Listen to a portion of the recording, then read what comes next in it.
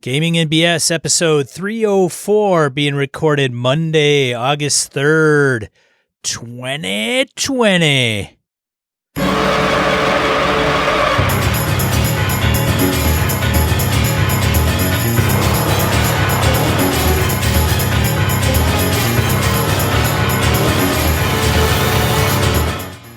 Welcome to Gaming and BS, a tabletop RPG podcast. I'm Sean. And I'm Brett. Welcome, show folks. Welcome back. Have a look at my hand while I adjust this damn camera. How you doing, Sean? Brett, I have to say, sounds like I'm doing better than you, which is not always good to know. Yeah, I busted a crown on my teeth, and my lovely wife Susan. I said, "Man, I hate having a busted crown." She said, "Why? Is it hurt?" I said, "Nah, because then the peasants don't treat you as well." And she's like, "That's a terrible joke," but that's all I had. And I have this stupid pinched nerve on my neck. I did something to my neck. I think it's an old martial arts injury 20, 30 years ago. It's finally creeping up on me. And I was talking to VC Young, friend of the show, backer, supporter, all around awesome dude. And I knew he has back pain. He's got a pinched nerve in his back. I'm like, does it feel like electric ice picks of fire stabbing down you? He goes, "Oh, yeah. Yeah. Doubles you over, makes you want to cry." I said, "That's the stuff. That's totally what this is." So I got an MRI next Monday. I gotta see what the hell's wrong with that and hopefully figure out what to do. But I got my crown fixed today, so that's all done and done. Well, hey. And on the upside, because the dentist who did it less than 3 years ago, it broke. He said, "Sorry, fix it for nothing." So there we go. That shit's expensive. So thankfully I don't have to pay for it. So that's nice. Sean, get any gaming in? Let's talk about something more fun than that. Brett's ailments are not that interesting. So Thursday had session 0 for Delta Green. How'd that go? It was brief. It wasn't brief. It was kind of brief. It was good. I monopolized the time and dictated how things were going to roll. That's good. Yeah. That's good. So all the players have bailed. You're looking for new players. Pretty much. Well, I think they're going to give me the benefit of the doubt. They're going to give me let you try it once. They give me an hour into session 1, see how that goes. So check out Tony Harrigan, Andy, and Mr. Jason Hobbs from Hobbs and Friends. Thursday night, a week from this Thursday, I think it's the 13th is our next of August.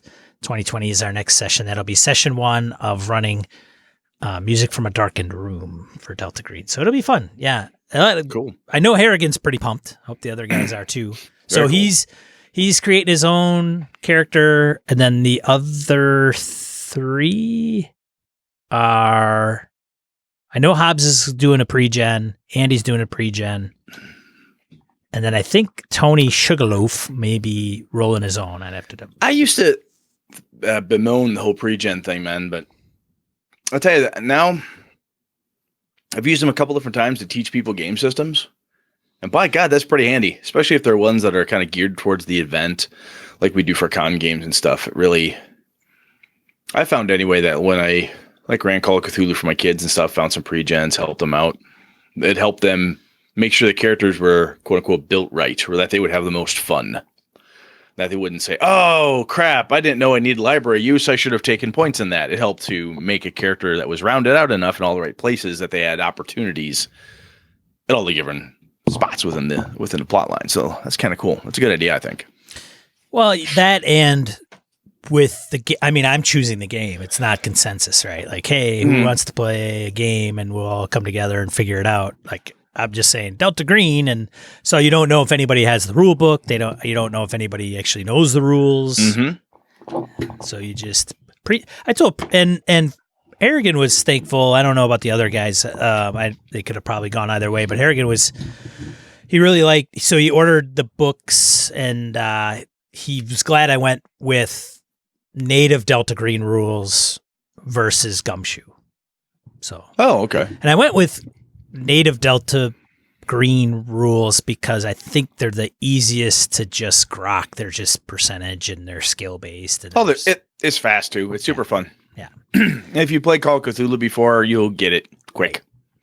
Or if you've heard enough stories about it, it's not like the Gumshoe is this weird mystical system of, right, oh my God, spend points and get stuff. It's very classic in its way. It's got some new cool bits with luck and all that stuff, but that's all. It's the chassis solid, so you'll be good. And then Sunday we played in Hobbs's BX game, which is coming along fairly well. Good. We're streaming that on Sunday mornings starting at 8-ish Central Time and go to about 11:30 noon Central Time. Nice. So if you want to check that out, that's at Hobbs 665 on Twitch.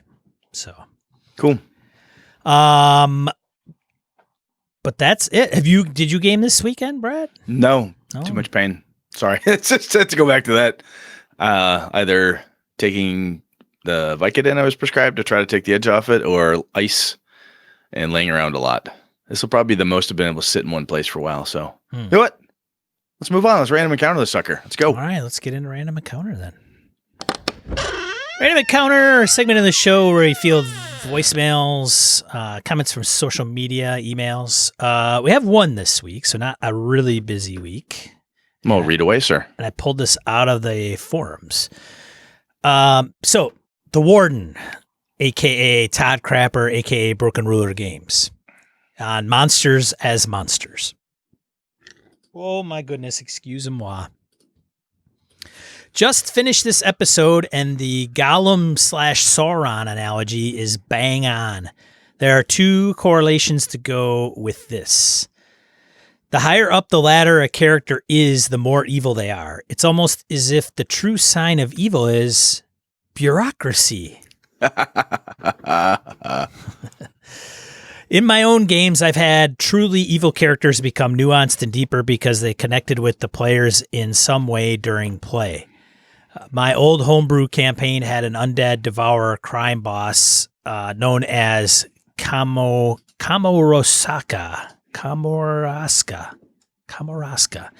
He was meant to be a bad mother, shut your mouth, that was targeted by a vengeful spirit looking to kill him.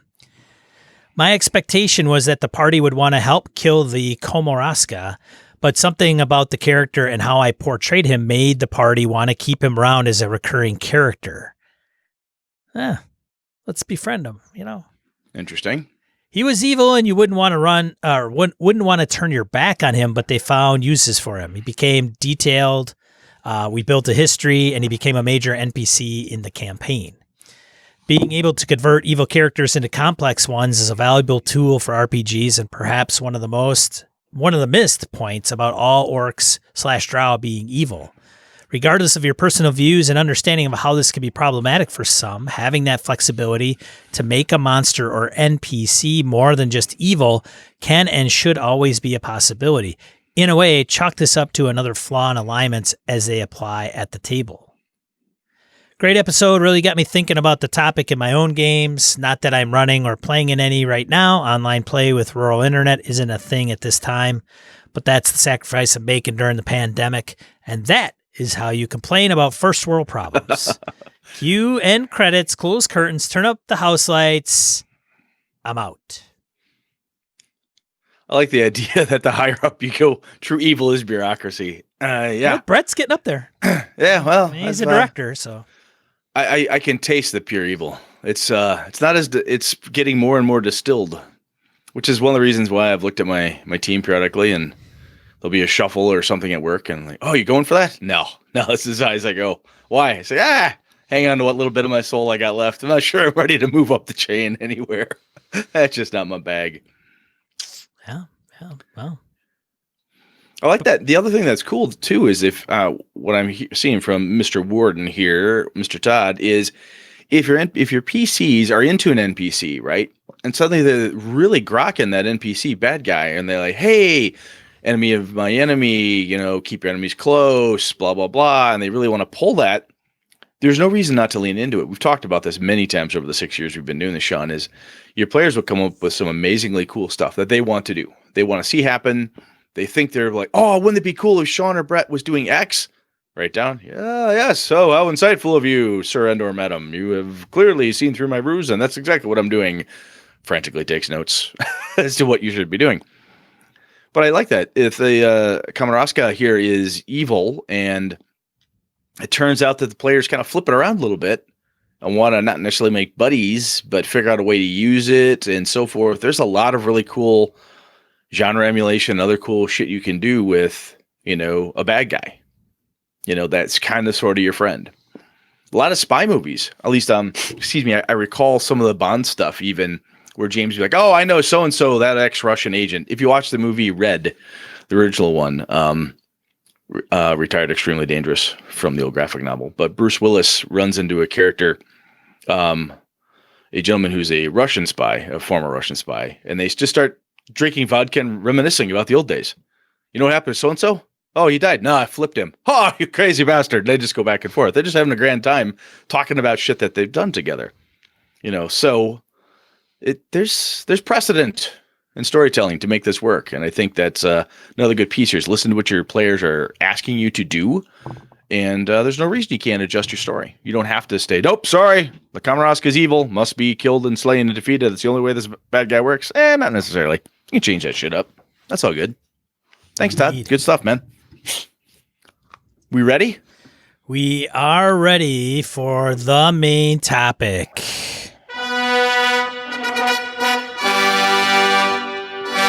Right. The main topic. Brett's all planning. He's got this one, which I think is very interesting. Yeah, so this comes from Tom over in the forums. He said, you want to run a campaign, you get together with a group, everyone creates a character, run a few introductory sessions, everyone seems to get the feel, and then you realize you didn't really set up anything long-term. In the past, Tom said, I've always got ideas from the characters' backgrounds and so forth. Inevitably seem to end up with several ongoing interweaving storylines. But what he's got now is the group he's got are decent to work with, but they're just not developing that stuff, right? When one of the tricks in your bag is, hey, I'll just dig into the player character backgrounds, right? If you're used to characters or players, I should say, that come to your game, you start with a novel idea, a short little story idea. You're like, hey, whatever's going to happen, man. No, these men and women, they're going to crank out some kick-ass shit, and I'm going to be able to rock and roll a campaign based off of this. We'll just freewheel this. And then you sometimes get dead air. And dead air in the matter of the players are like, they don't think that way. That's not how they game, or it's not necessarily a skill set that they have developed or are necessarily good at. Some players, we've talked about this. This isn't talking about showing up to be entertained, but sometimes players are like, oh, the game master said he has a campaign. Let's see where it goes. Kind of like, oh, we're playing, Rime of the Frost Maiden, which is the new thing coming from WotC. Oh, we're playing a Ravenloft game. Oh, we're playing this campaign. Oh, we're going through this adventure path. Okay, there's stuff to be done. When you're building something, though, it's not always that easy to say, hey, I'm going to sit down and build a first through 20th level adventure here, right? Where if you go and grab, what's the Tomb of Annihilation, what is that, levels 1 through 20 again or something crazy? I have to double check. But it's not 20. I don't think it's 20. That seems high because I think the guys were like 11th or 12th. Okay, but even so, you're going to go from 0 to level 15 or whatnot usually. Right. A lot of these. And not everybody wants to put the time or is able to plot out something like that. So Sean, one of the things what Tom's asking us for is, how the hell do you set up campaigns? How much should depend on your players or could depend on the players? How much should you plan in advance, as opposed to kind of responding to the players? And do you do general outline elements and fill them in as the game progresses? So it's kind of a general, he asked this out in the forums, generally for everybody, but I felt it made it kind of interesting topic. And I did bring this up on the show when he wrote into us on this originally. Give us a little time to think about it. So Sean, I know, I think our off Mike's joke was Sean is like, well, the first thing I do is I grab the hardcover book I just bought and I start reading. Page 1, the introduction, or exactly. Probably the credits or the whatever, but yeah. So I think for me, and I think this might actually work in Sean's realm too. I think some of this, when we talk, let's break this down a little bit. How much of this should depend on the player / their characters, right? I think some of it, Sean, you hinted at this topic in a way when you talked about your Delta Green piece. You sat down, had your session 0, and I assume you told people what? What'd you tell them? It was about X, and they should make this type of player character. Did you give them some rules of the road? Like, hey, don't bother making a former, Israeli secret agent. Don't bother making a Russian spy. Please make Homeland Security or something. Did you put any limitations on them? I didn't put any limitations in there, but I did give them the kind of mission brief that came from ASAL. And I think in one of the forum posts, I might have stipulated, here's kind of the situation. If you're not familiar with Delta Green, let me know. However, this particular mission is not going to be paramilitary. It's not going to be military based. You could create a military based character, but keep in mind that this is not going into the jungle, guns a-blazing. It's not that. Is this scenario. on like U.S. soil type of thing? It is on U.S. soil. Yeah. Okay. Yeah. It's actually very, very much domestic. So, okay. Yeah. They are investigating the death of an FBI agent. That sets a stage, though. Yeah. So you've set that piece of it, right? So you did that piece, and having good players like you have, those folks go out and say, okay, I'm going to find a character that fits this, right? So I think when we say depends on the players, Tom, one of the things I would throw back to you is like, helping to encourage your players. Sometimes you need stronger encouragement, like Clue by 4 or various other tools, to force the issue by giving limitations. Saying, hey, no Dragonborn. I'm sorry, no Sith. Oh, I'm sorry, no chaotic evil. I'm sorry, we don't want to do this, or whatever the case is. Hey, that background or that merit, flaw, Benny, whatever, from whatever system you have. Hey, don't use that splat book for Savage Worlds this time because of whatever. I think by doing that, you're helping the players then make sure that they're making characters that are going to fit the campaign. Some of the biggest problems, I've had is when I've depended solely on the characters, on the characters that the players built, is that unless you are really ready to off the cuff wheel and deal, pull some crazy shit out of your pocket, people are going to show up with a firefighter, a boxer, an alienist, and a jet pilot, a crash test pilot or something for your Call of Cthulhu game. You're like, the fuck? What? Not a single one of them knows how to use a library card. Has a library card. No one even knows where the library is. Huh. Or you're going to make this really cool Star Wars game. You've got this neat idea, and you end up with a whole bunch of Jedi. And you're like, well, I kind of want to do a scum and villainy thing. And, well, I guess that's the story they want to go with. That's what I got to do. I think that the key here is you're setting...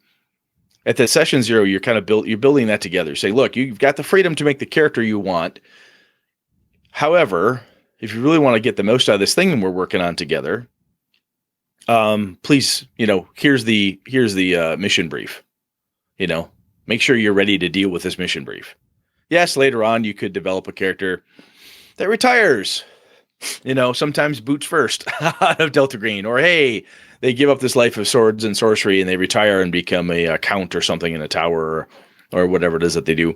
Or they no longer wish to be a Jedi Master and they go retire off to some moon somewhere or whatever the hell it is they do.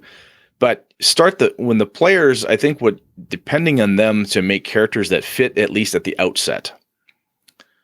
And I think then making sure that they make those characters with space to grow so that they're open to change. If you make somebody who is they never change. They're always the same.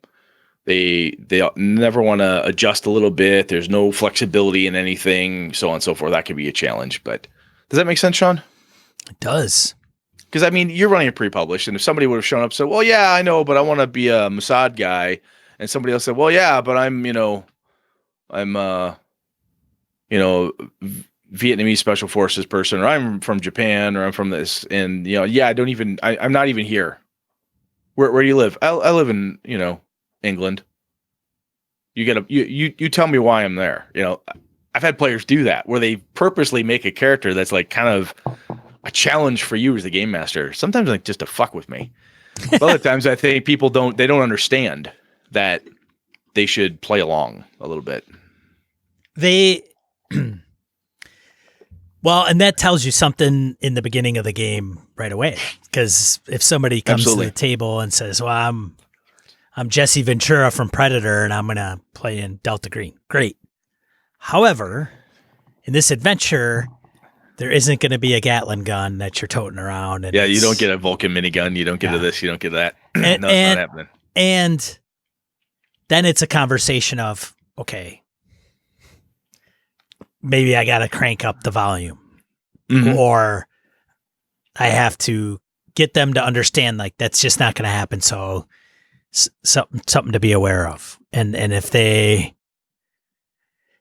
still are like, nope, I want to be gung ho, and they get into the scenario and they start acting gung ho, then you're going to set other player characters, I think, off. Well, repercussions are a real thing then, right? Yeah. Well, that's right. when ACEL puts one behind your ear. Yeah. Seriously. Yeah. that's how Delta Green operates. But yeah, I mean, you think about it in D&D terms. I mean, we'll jump off this here in a second. But if that guy who made that thief back in the old days, who insists on stealing from the party, being chaotic evil, being a complete shit. I had a player one time say, "Well, that's just how my thief is." I said, "Okay, then I kill him." Well, why? I said, "Because that's how my fighter is. You're an untrustworthy fuck. We're 4 levels down in this dwarven dungeon. We're being assaulted by trolls, and I can't trust you? You're dead." Oh, I guess maybe I shouldn't be like that. Yeah, maybe you shouldn't. So that's kind of the start, right? If I have that, from like it depends on the player's perspective, I depend on my players to bring characters in that are at least going to be acceptable, maybe is too strong a word, but they fit the kickoff, right? Hey, you're here.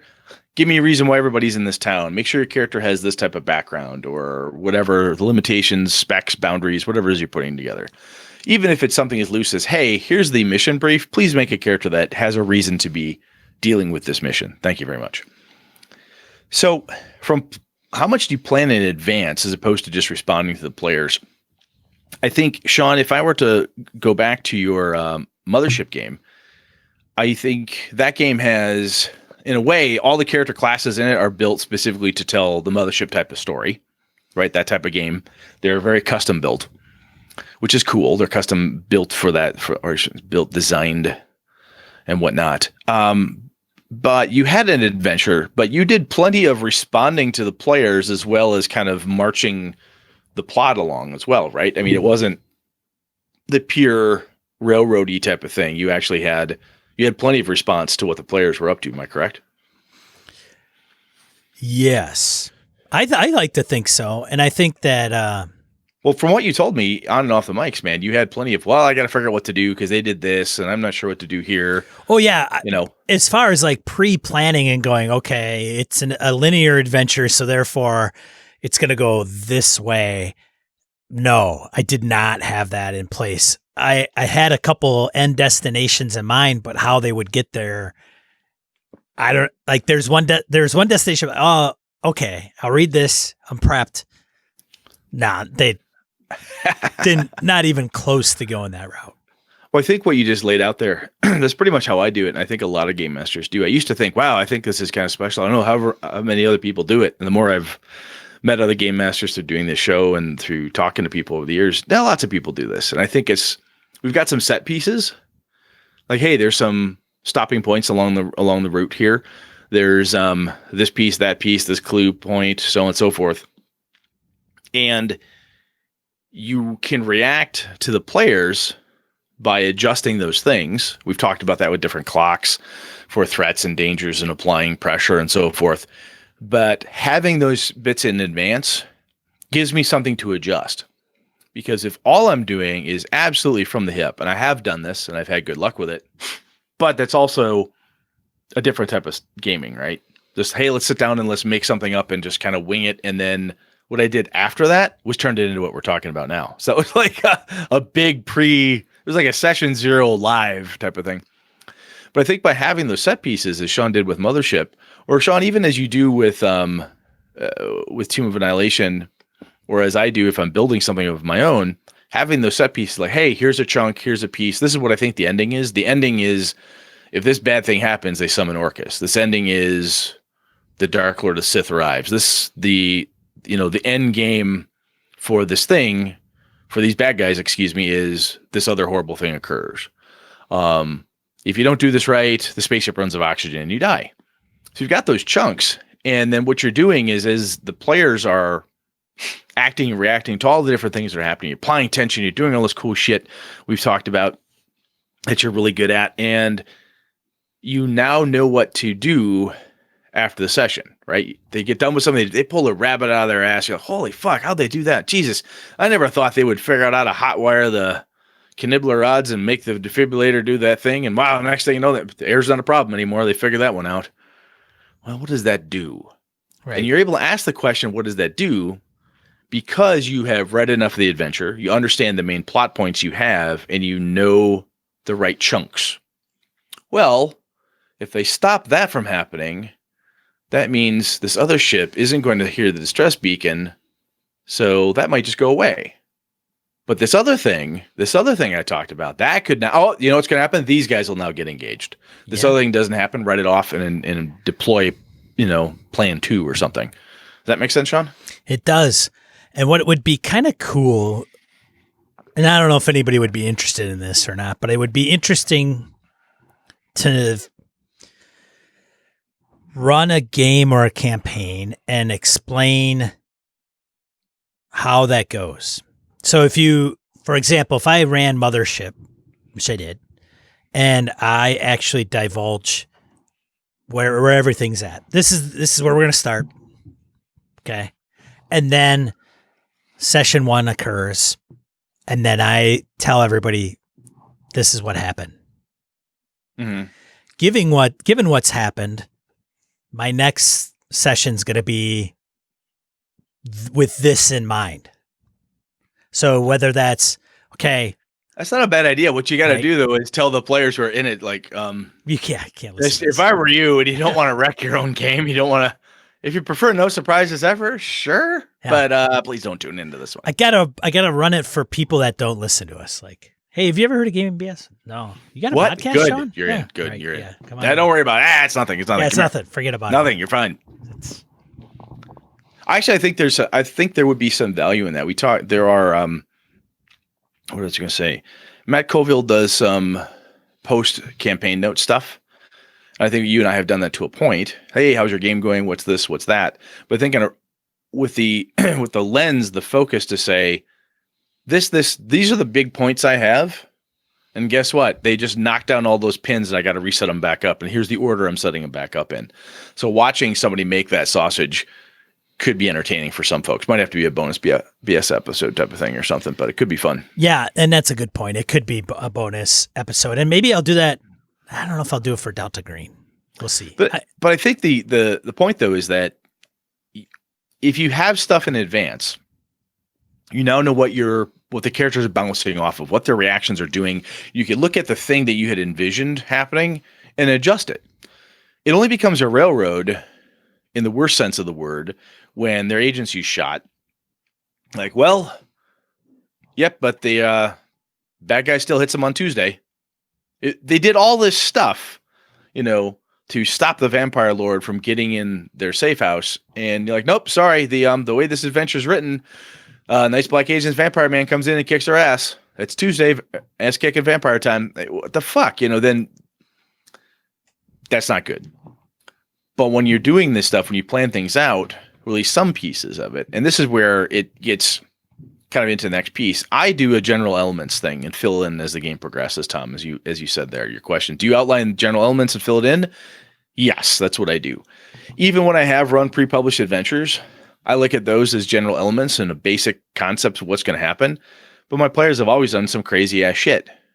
They team up with someone, they find somebody, they say, hey, is there a guide? Has anybody been there? You said there's a ranger. You think we could hire him? Fuck. Sure, make a persuasion check. Ah, crap, there's a natural 20, here's another 19. Fine, all right. You'll do it for 200 gold. Well, we have 300 gold. How about that? Fuck. All right, fine, you got a guide. God damn it, you're through the thing. You're at the dungeon already. Man, moving on. That's fine. That type of shit can happen. But I think getting too specific and too geared towards stop 1, stop 2, stop 3, then A, then B, then C, that is where you go wrong. And I think by having bits and pieces, the general elements in play, I like to know what the ending is supposed to be. What's the goal of this campaign? The goal of the campaign at the end of it is that stop Orcus from being summoned, or fight Orcus, or the world ends. Pretty good ending. Cthulhu game. You could say stop this thing, or really arises, Cthulhu awakens, and the world is nothing but blood and ash. Good thing to stop. The Dragon Lord, the Sith, you name it, right? I want to stop that thing, which is a great general classic campaign perspective. You can be a little different than that. You could say something along the lines of, I want every character to have, at the end of this, everyone will have had some sort of awakening. They will have some sort of emotional denouement at the end of this campaign. You can do that too. But then that comes down to, what's the mechanisms? How are you planning to do that? And I think that's where you get to lean in and depend on your players, because you've got some cool things that you want to have happen. The main points that I've got, those general main elements. And then as the players go along, they say cool shit. Like somebody in Sean's Mothership game, I can't remember who it was, mentioned something like, hey, that was cool to build off of. So you build off of it, right? I do that. Somebody says something like, oh, that's a good idea. The last time I ran a fish story for the BSers, a couple of guys said, there's a second story. Are there windows up there? No one had ever asked me that before. Sure, there's windows. How can I get up there? Drain pipe? Sure, there's a drain pipe. Fuck, what am I going to do? I never had a second. When players start asking weird questions, the jig is up. Yeah, you're in a lot of trouble. Oh, well, I knew what the main deal was. The main deal is that the critters inside are, trying to protect the place. If there's a ruckus or a rumpus outside, they want to protect. Most of the stuff is downstairs or wherever the hell the ritual is happening, but they've got guards. So the guards will react as guards do, and we'll see where it goes from there. Oh yeah, if you kick the shit out of too many guards, they try to run downstairs and tell the big boss. Okay, classic, but hey, let's do that. So instead of them coming in through the front door or the side door, as I expected everybody else had, they tried to go in through the secret entrance in the back, through the sewers, through the second story. I'm like, oh, fuck me. This is great. This is awesome. I didn't think anybody would do this. I give the secret entrance through the well is like this dangerous place. They're like, nope, bound and determined, we're going down there. Or be second story men, we're going in up here. That's awesome. But I can work with that because I know the main elements, the general elements of that setting, of that adventure, what's supposed to happen. So there I'm able to respond to my players with those general elements by adjusting them as necessary, right? So I pick themes. Sometimes these guards are lazy, shiftless, they're stalwart. You pick general components like that of them, and just how does that fit in the general component, the general piece? Again, then I keep saying the word general, but then you can adjust things easier that way. You're able to react to your players. Even with big plot elements, Sean, you did that with Mothership. They did a couple wacky things, and you and I talked like, I got to figure out how to fix this thing. Fix it, like get it back to where, oh my God, they're going crazy on me. What am I going to do here? Yeah. Which is great, but you knew what was going to happen. Not what was going to happen. That's too strong. You knew the general elements of what the story contained, what the bits and pieces were. So you're like, how do I pull these other main elements back into play? That's awesome. That's good. To me, that's good. That's good game mastering right there. Thanks, Brett. Oh, I figured I'd just throw you a bone. But does that make sense to you? Yeah, it does. When you run, now Mothership, I think, was a pretty good foray. And maybe this is going to sound more insulting than I mean it to. Was that it felt like I won't take it as an insult. It's all it felt like a really good foray for you into. Not foray, because this reminded me a lot about your Forget About It game, where you're like, oh, crazy shit's happening. You just kind of rolled with it. Right. And I every time you talk about that game, like, man, Sean really loves that. I hope he does it more. And when you're like, oh, shit's happening, fucking throw the rule book out. Let's just go with it. But you know enough about Forget About It. And now you know enough about Mothership. Yeah. That you can roll. And you can make that stuff happen. So I think the other piece of preparation here is your familiarity with what it is that you're trying to accomplish. Yes. So if you were to run a massive 200-page Delta Green adventure campaign scenario right out of the gate, might be a little harder for you to grok because you haven't played Delta Green at all. Fair. You know what I mean? Fair assessment. Yes. So I think when you and I first talked Mothership, I'm like, is it campaign playable? You're like, yeah, I think so. And I asked you that after you ran the game, after you finished it, you said, yes, it is. Right. And I think you had experience with it. Like, oh, I could see how to do this now. Yeah. So my own assessment or doing self-assessment, Mm-hmm. looking in the mirror, if you will, I think that running a pre-published adventure as part of a campaign for me it gets me, okay, hey, I get this book, whatever it is, Tomb of Annihilation, and I start diving into it. I start forming in my brain how this is all going to come together in the beginning. Eventually, it becomes so overwhelmingly daunting as time progresses, and I frankly I think my excitement wanes a little bit, and so I don't do as much reading in the deeper sections of the book. It's a decent sized book. Now, having said that, going to what you're saying, Brett, my wanting to with Mothership specifically, as well as Forget About It, kind of, because Forget About It's unique because it's linear, but Still crazy shit has to happen. Well, here's the deal with Forget About It and the differences between Tomb of Annihilation, Forget About It, and Mothership. From Sean's view, Tomb of Annihilation, big published book, lots of text, very long, lots of levels, progression, multi-month session planning running the game, right? Great. Forget About It is a 4-hour con game where literally the gangsters are in a Cadillac and they're going down the interstate to get rid of a body in the trunk. That's still alive, mind you. Now, in there, you have ties amongst the gangsters. And then you have like 5 or 6 kind of things that it says in the adventure, which is like, I don't know, 10 pages maybe, about things that can happen. And it's a cool callback to the fact that those characters are built to make the most of that adventure. Yes, which I think is absolutely key to kicking off a campaign. Characters that are good at making the most out of this campaign to start with. Things can change, it can shift. Characters could drop in, drop out, but having good ones to start with really helps because then, anyway, keep going. I just think it really helps. So that's Forget About It, and that's a con game, and it's so as things go, I literally just go, the volume has been at 2 for a few miles now or an hour. Take it to 11. I gotta crank it up to at least 6 or 7. So here comes the motorcycle gang. Now, nothing could happen. Like they could just be like, oh, it's a motorcycle gang. They wave, hi, motorcycle gang. But that's not, they're just not going to ride by. Yeah. Right. So maybe they will. We'll see. But so that's that, right? And then you go even further to Mothership or a game like Mothership where it is very much a framework, and Dead Planet is what I ran, which some of the elements I used and some of them I didn't. But it's set up in a not linear way. It's supposed to be, read this, there's random tables, pick what you need, leave what you don't. But here's some NPCs, here's kind of their motivations, here's the backstory, here's why they're there. And this is what this little faction's trying to do, and this is what this little faction's trying to do.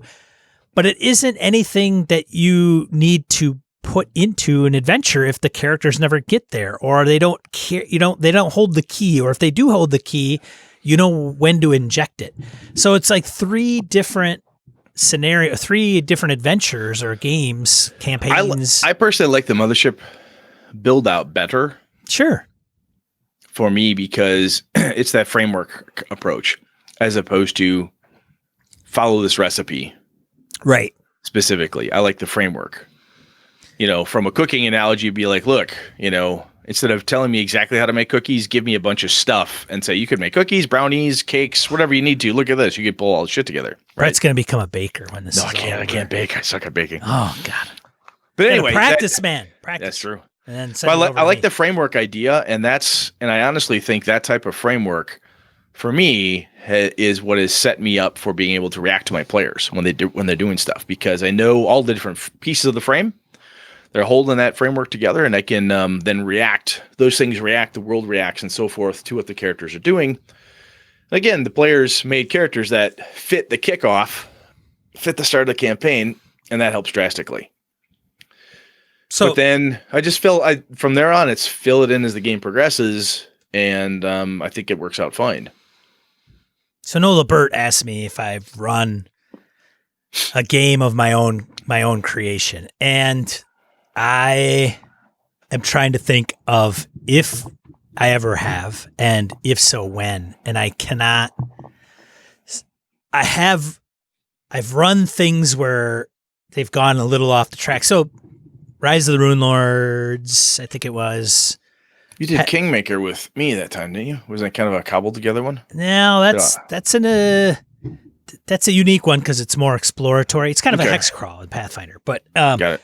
Pathfinder, Rise of the Rune Lords, I think in 3.0, when they first came out with 3.0, and that was built before Pathfinder was even published, I had the character start out, and I think I ran like the first module, and then eventually it went awry. And I think I ran it in Eberron. So it went from like, oh, here's Rise of the Rune Lords to now none of this shit has anything to do with what they're doing. So it's not. So the short answer is I can't remember the last time I sat down and did a homebrew and made up all the locations and the NPCs and the players. And then it just kind of, or used, dollar adventure frameworks that, Steve Grodzicki uses or has published, which I heard are amazing. But I am interested in doing it. The biggest reason and the biggest reasons I don't is sometimes I think my creative well runs dry, or I don't know why, because it's very simplistic. So Brett and I will talk offline and we'll talk about my game, or I'll talk with like Wayne and Joe and Brett. I'll say, oh, here's where I'm at. I don't know where to go with this. And they'll be like, oh, dude, totally just do this. Or you could throw that in there. And they're very simple. They're not like, oh my God, it's Brett. Yeah. It's not, wow. Oh my God. Where did you ever come up with such a grand idea? Exactly. No, not to belittle Brett. I mean, he's no. Some of the stuff is like, you're like, oh no, it's not a big deal. And it's also easier to give someone else advice when you're not in the muck that they're in. And I think that's sometimes the deal. Like I even find myself, if somebody came up, well, shit, I'm on a podcast, man.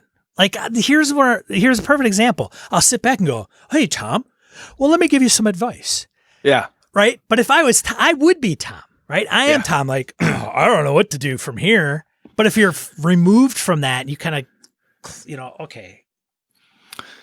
I think I see something now.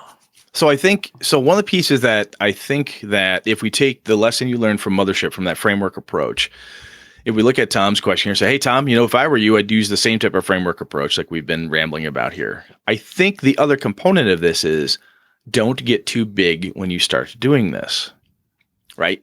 Oftentimes we get caught in this idea of I'm going to set a campaign. I look to my shelf and I see Rise of the Rune Lords. I look to my shelf and I see Master Monarch Thotep, and I'm like, well, I'm going to run a Call of Cthulhu game. Well, I can't write that, so therefore I'm not going to.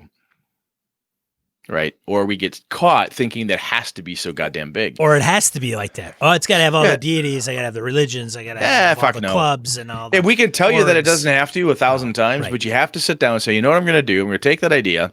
I'm going to make it small. I'm going to do a DCC approach here. It's like this town, this thing. There's undead, and there's a necromancer in a tower 500 miles that way. What are some cool stops along the way? Pink, pink, pink, pink, pink, and go. You can do that, but part of it is don't think too big. I mean, the campaign does not have to be as long as it took you to get through Tomb of Annihilation in real time.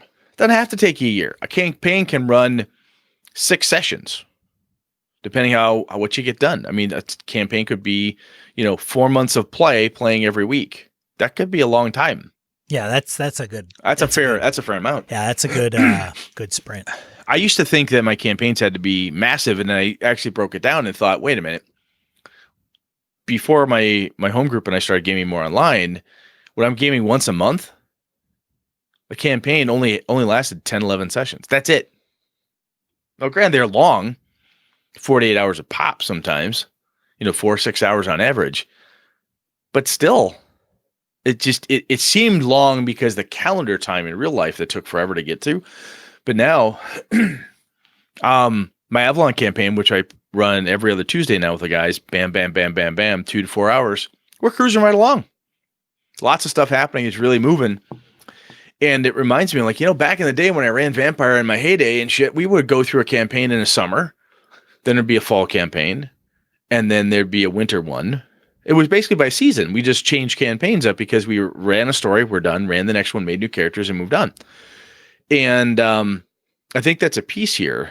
So if Tom were in front of us having a beer, I'd be like, dude, here's the thing.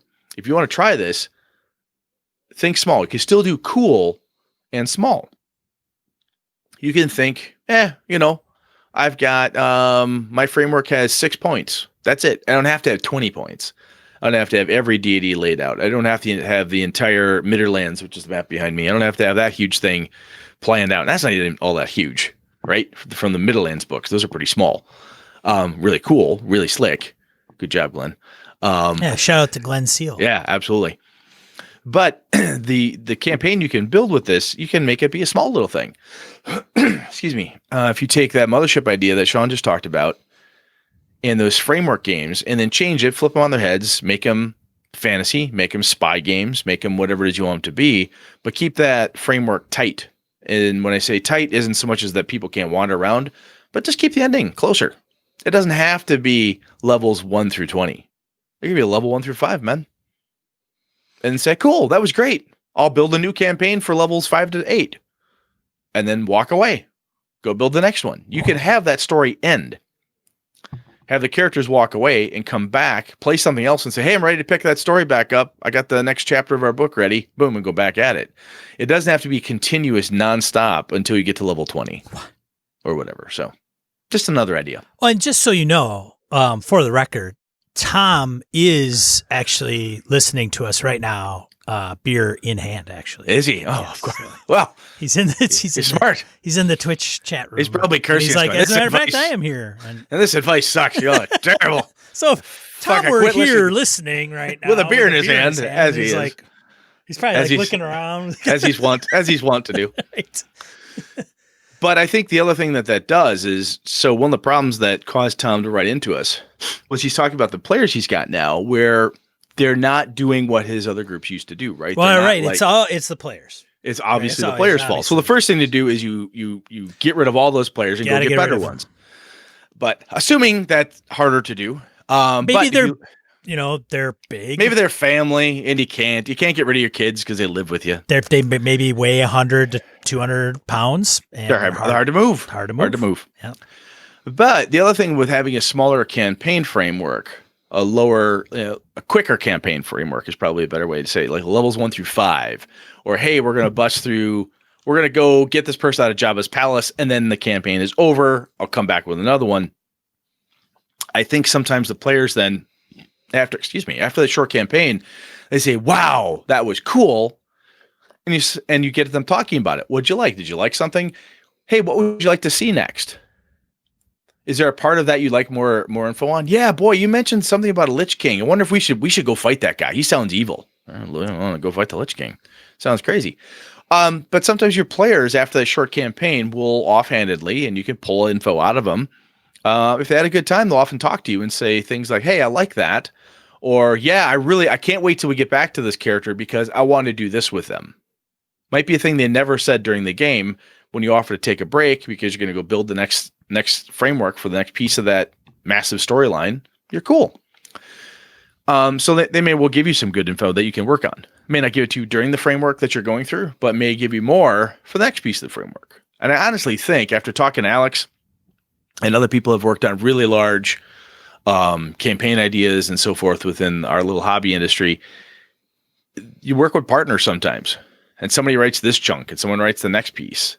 Though no one sat down and wrote the Ravenloft hardcover book in one go. What? They didn't? No, probably not. You chunk it out and you break it up into pieces and it takes you time to get through it. Right? So it's no different here. If you're building a massive campaign, again, to use D&D parlance, if you want to try to take characters level 1 through 20, you think it'd be cool to make such a campaign, well, do 1 to 3, 3 to 5, 5 to 10 if you're feeling good, 10 to 15, 15 to 20. You can break it up however the hell you want.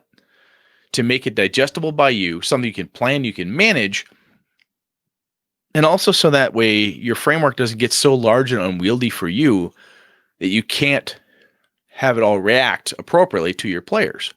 So when the characters do something, you're like, oh, we're going to move my framework around a little bit because this is how this would all groove and change based on what they've done.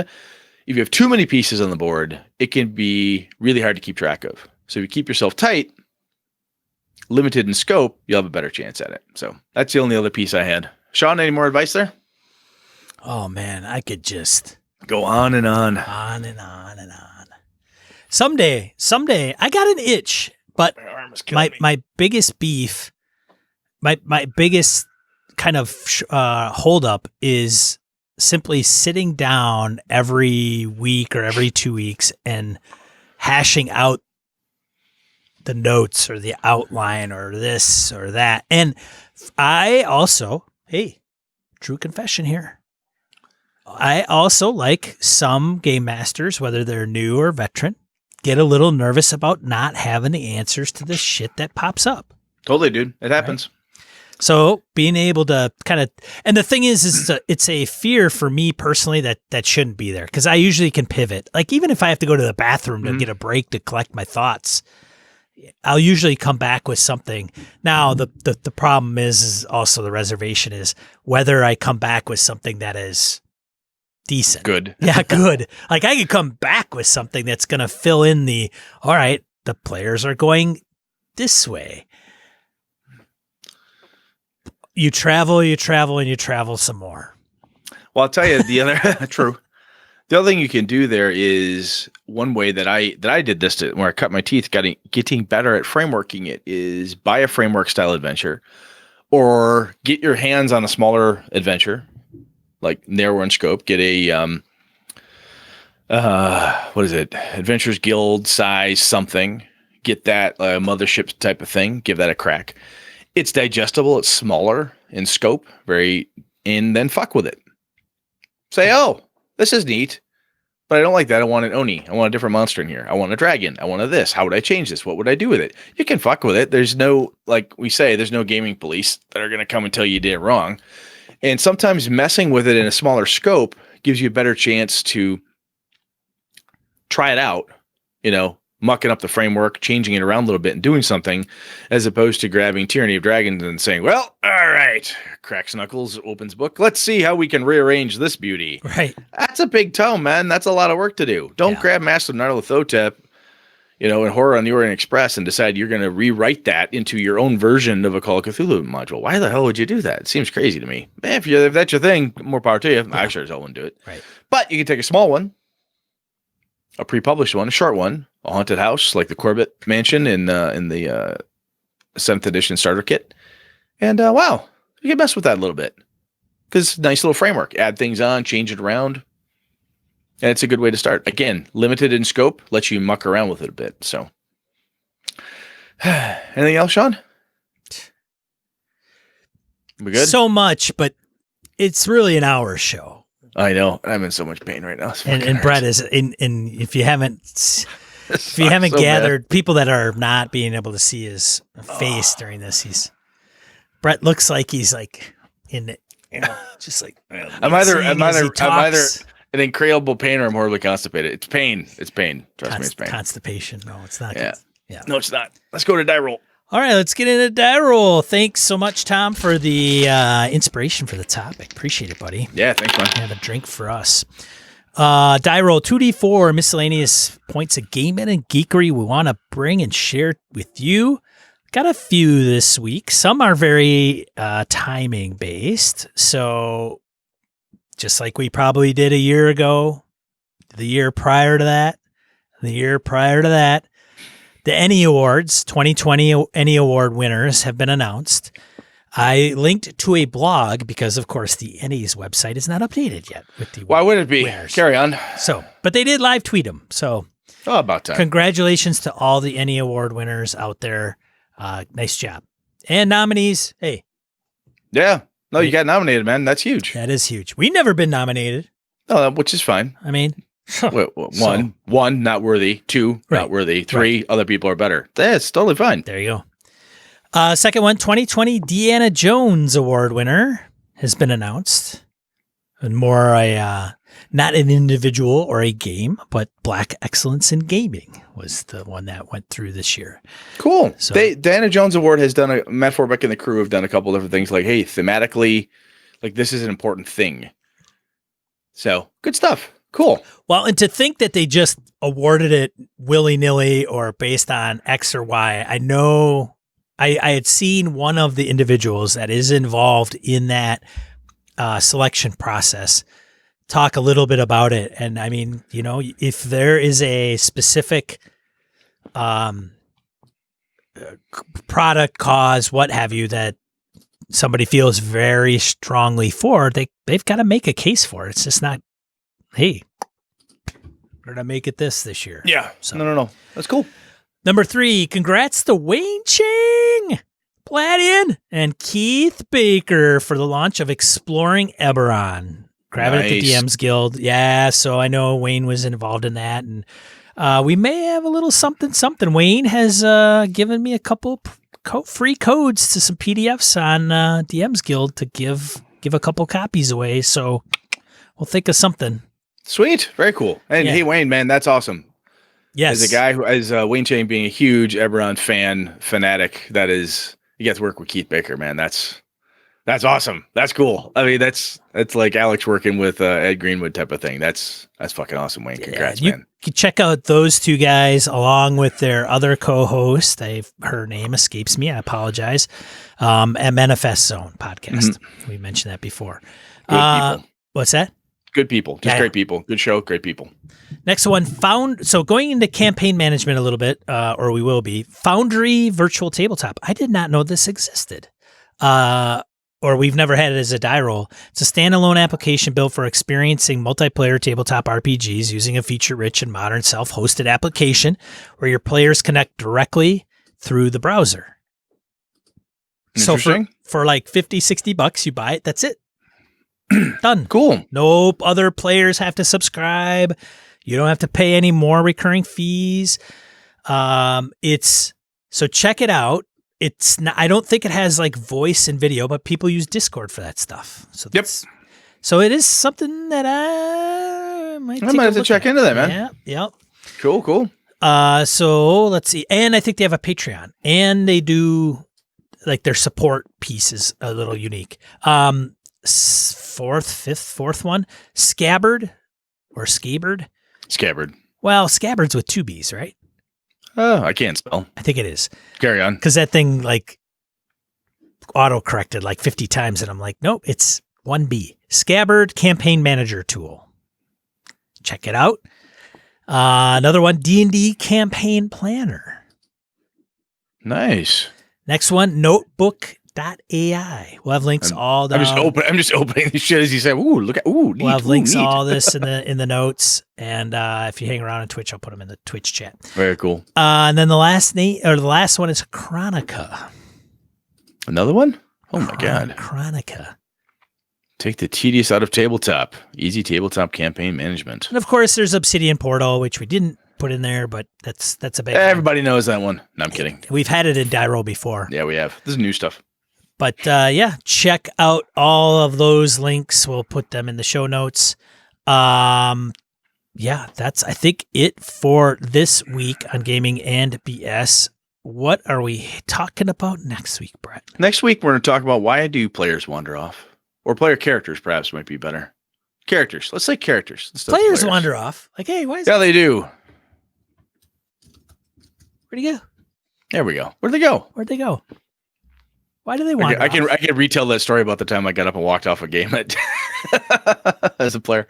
Anyway, but yeah, that's what we're going to talk about next time. Well, that sounds fantastic. Yeah, it should be fun. All right. Well, hey, thank you to everybody that showed up to see us record this live in chat. We on Twitch, we stream every Monday night, 8 p.m. Central Time. Brett and I record the podcast, and then I run an actual play every other week. I'm going to get back on the AP train. I just got to get through this. Yeah, Brett's got he's got to take care of Brett. I do sometimes. Yeah, especially when I'm in pain. Right. And then we'll put this up on YouTube. So if you find this on YouTube, do us a favor, go below, subscribe, and comment and like. Thank you. Like, do this. Hit this. Go like this. Click. Trey turns gray. Otherwise, yeah, that's I think about it. Cool, man. I'm one of your hosts, Sean. And I'm Brett. Good night. Good game and all.